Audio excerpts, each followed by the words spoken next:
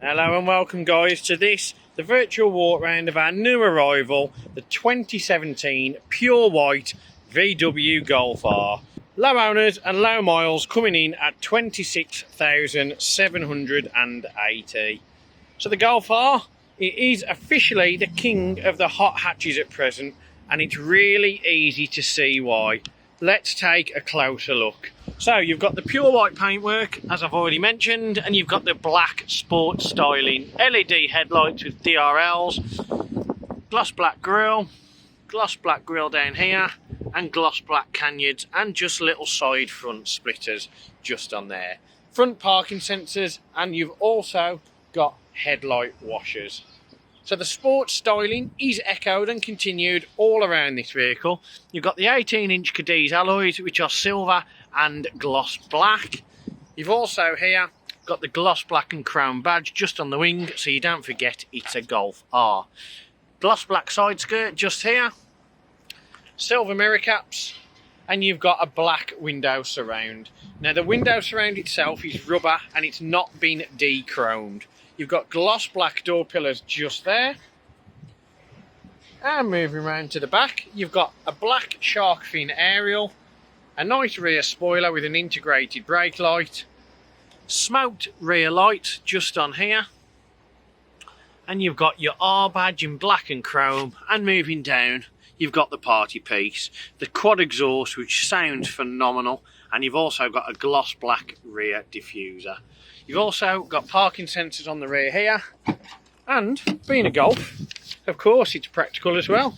Quite a large boot, and also in here you've got a spare wheel. So the boot, quite roomy, definitely enough room in there for you to carry any luggage, any shopping, and even a dog if you're a pet lover. Nice straight lines echoed all over this vehicle, no sign of crash damage, no previous paintwork, just a nice clean straight low mileage VW Golf R. Take a look at the headlights there.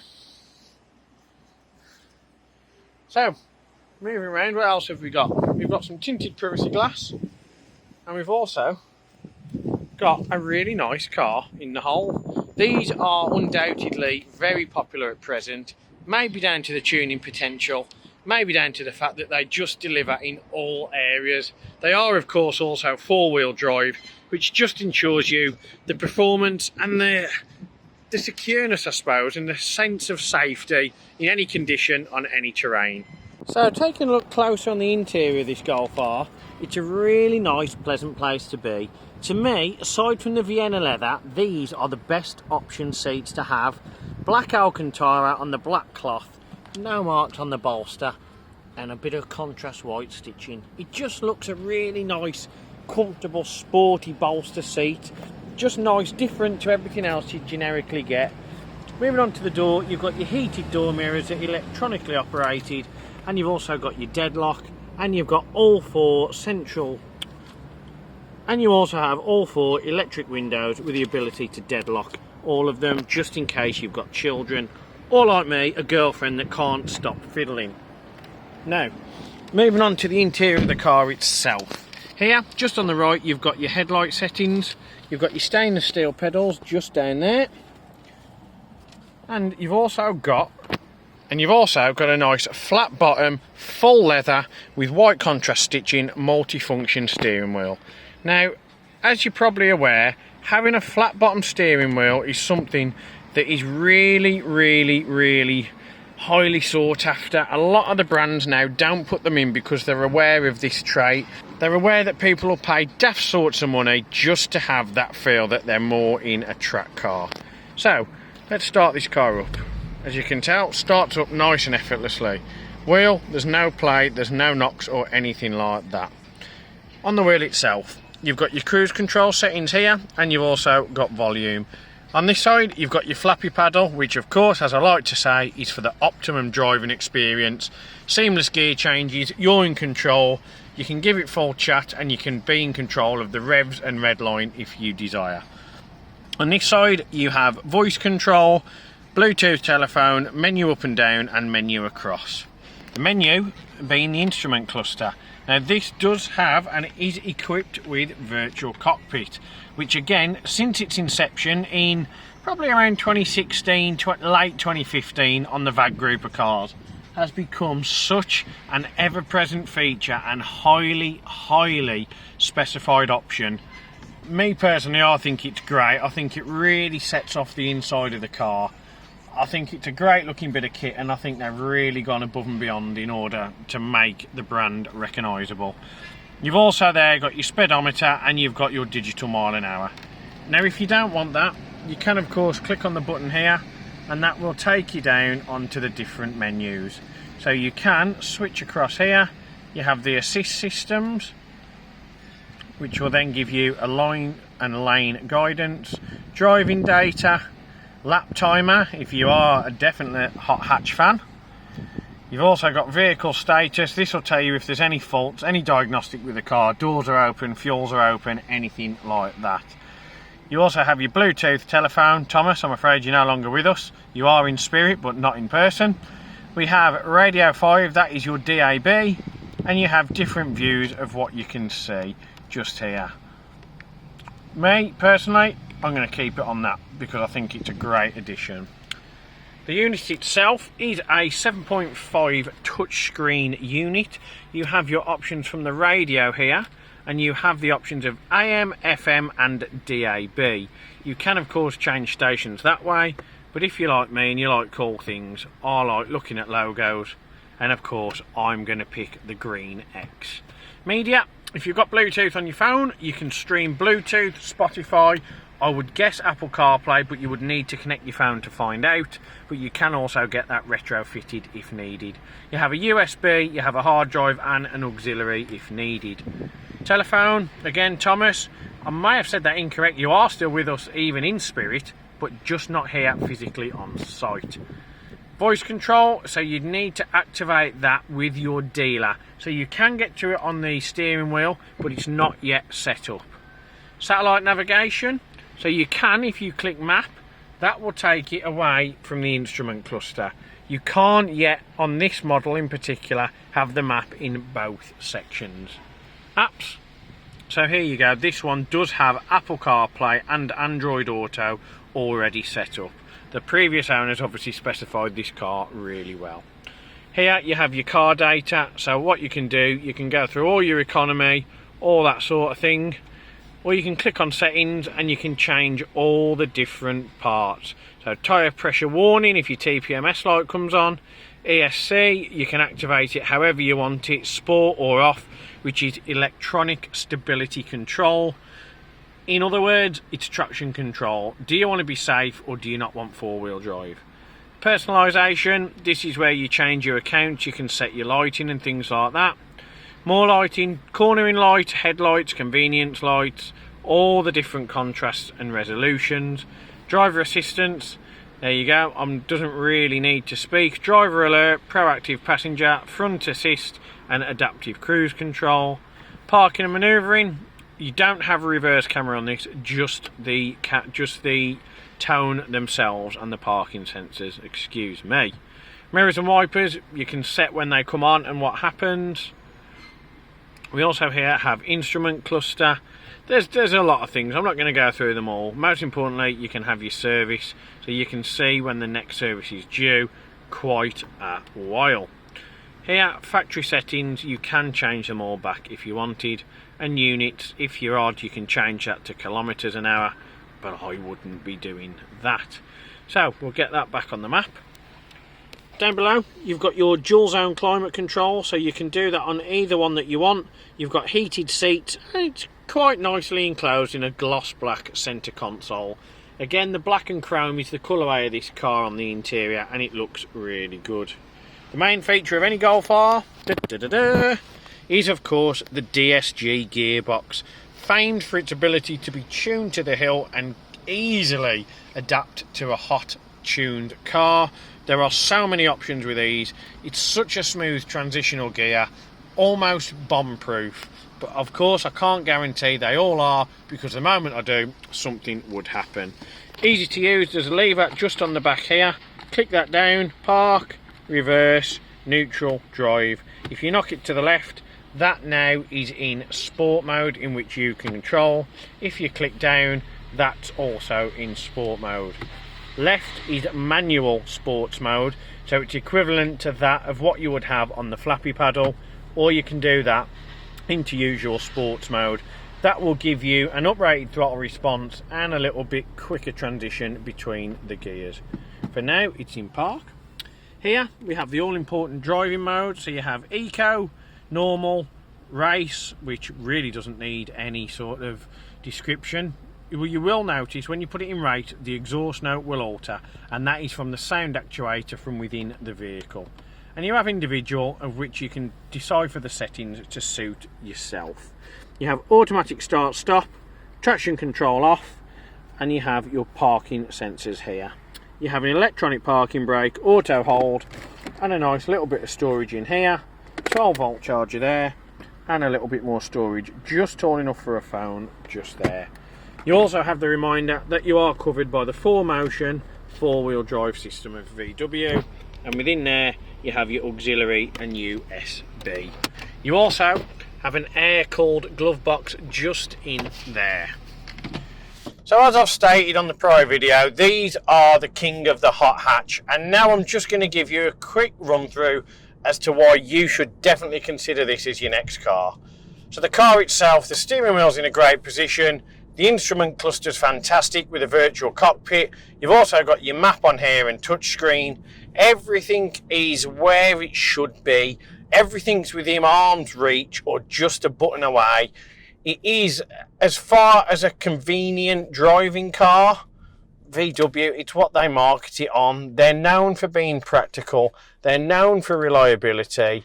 And to be honest, they're just renowned for making excellent cars that are practical for a family of any size, or even if you just want one that you can take out and give the beans on the weekend.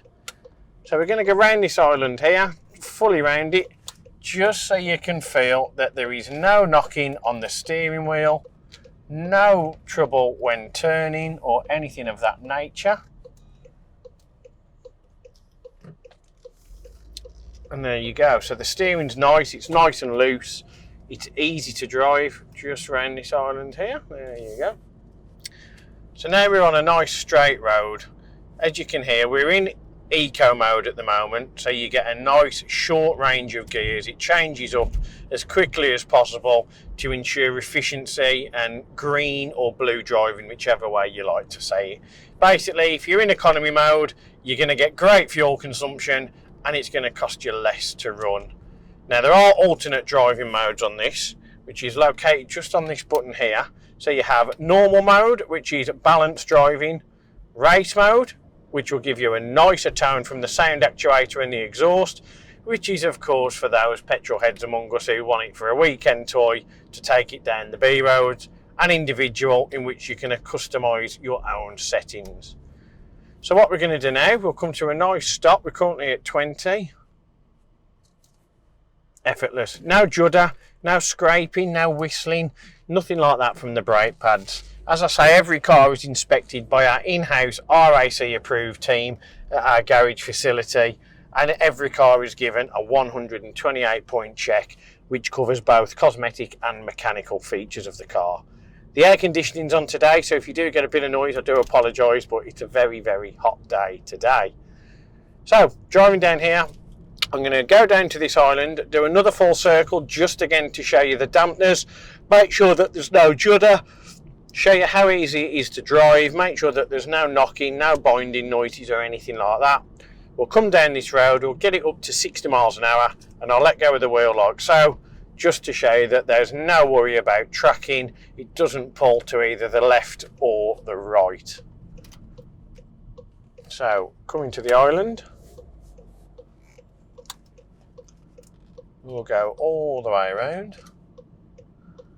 So while we're doing this, you have here got your sports gearbox. So you do have three options with this. You can have it in the normal mode, which is displayed on the instrument cluster on the left as D, drive. If you knock that down, that gives you a sport mode, which is displayed on the same dial as S. Gives you a bit more throttle response and a higher rev ratio, allowing you to drive it a little bit more enthusiastically, to coin a phrase.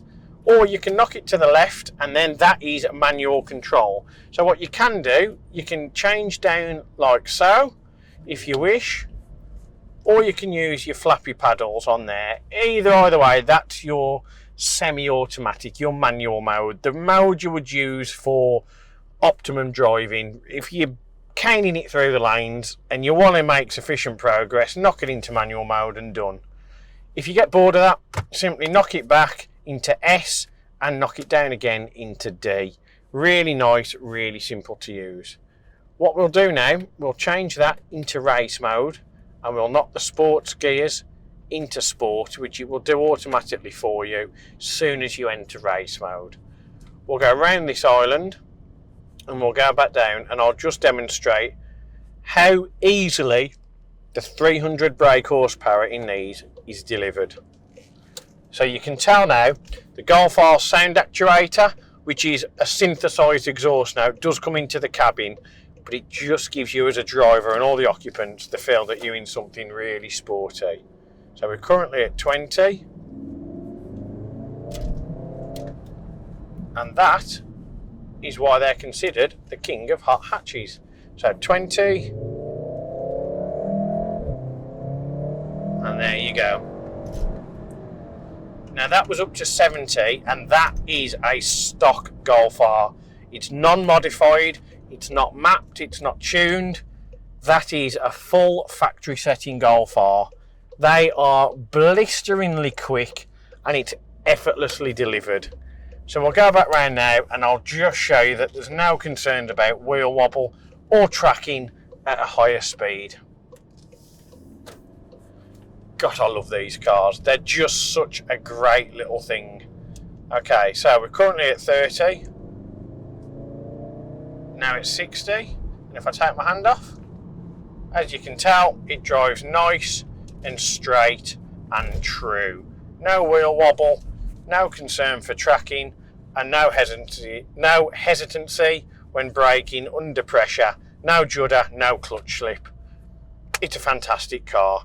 You've got touchscreen, you've got navigation, you've got Bluetooth, climate control, you've got heated seats.